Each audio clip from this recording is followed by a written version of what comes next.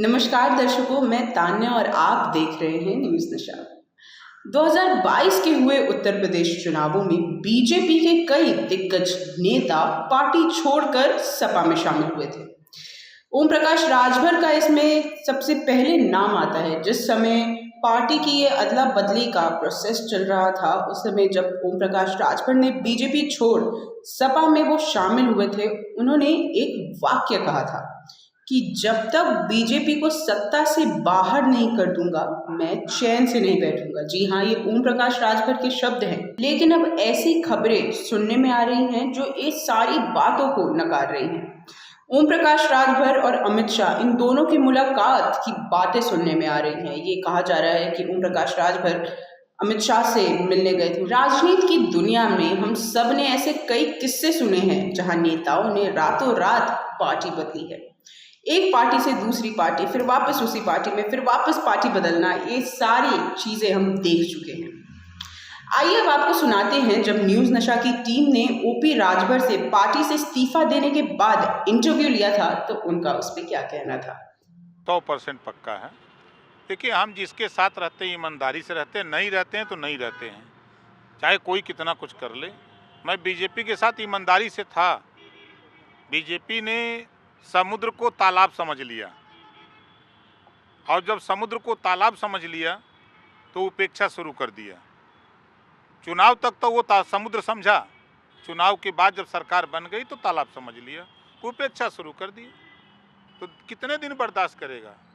तो चूंकि हम बाबा साहब डॉक्टर अम्बेडकर के अनुयायी हैं, हम उनके पद चिन्हों पर काम करते हैं, तो हमने देखा कि जब पिछड़े दलित अल्पसंख्यक की उपेक्षा हो रही थी, हिस्सेदारी नहीं मिली कांग्रेस में, तो बाबा साहब डॉक्टर अम्बेडकर ने केंद्रीय मंत्रिमंडल से इस्तीफा दे दिया।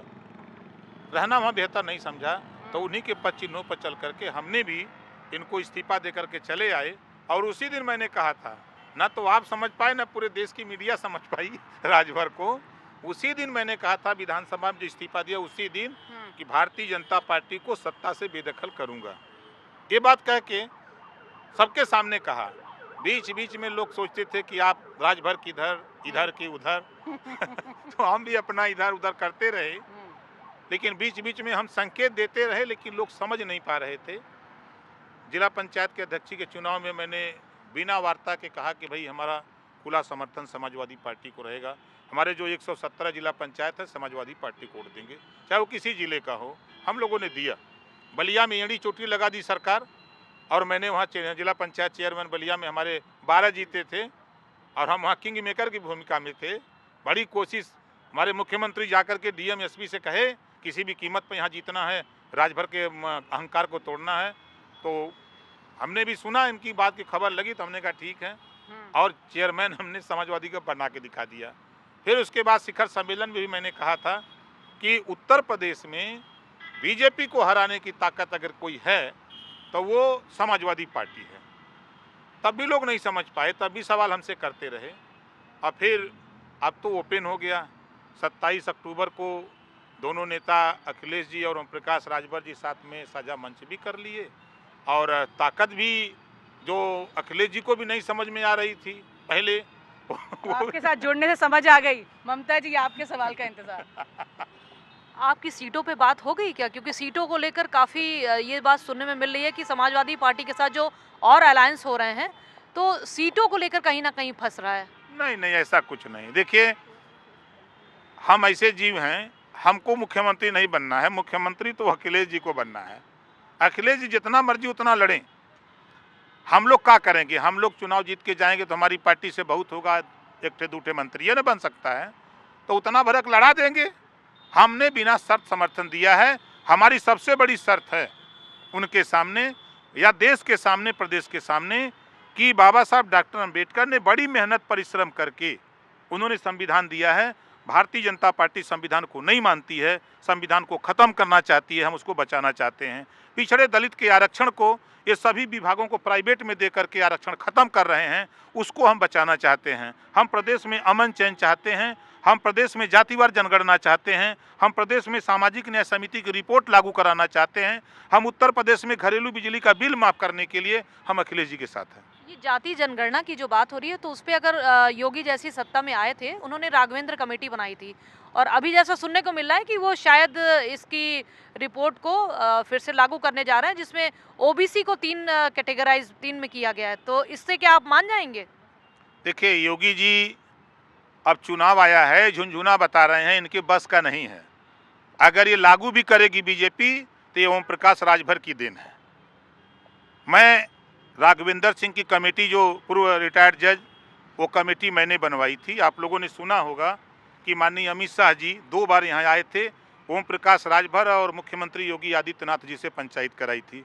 दूसरी बार तब ये तय हुआ कि जो माननीय राजनाथ सिंह ने सामाजिक न्याय समिति की तैयार कराई। हालांकि जब ओम प्रकाश राजभर से इस बात पे लोगों ने चर्चा की तो उन्होंने साफ साफ नकार दिया। उन्होंने ये कहा कि ये बीजेपी का गेम प्लान है, बीजेपी की साजिश है, ऐसा कुछ नहीं हुआ है, ये सारी बस हवाएं उड़ाई जा रही हैं, ये सारी बातें उन्होंने कहा।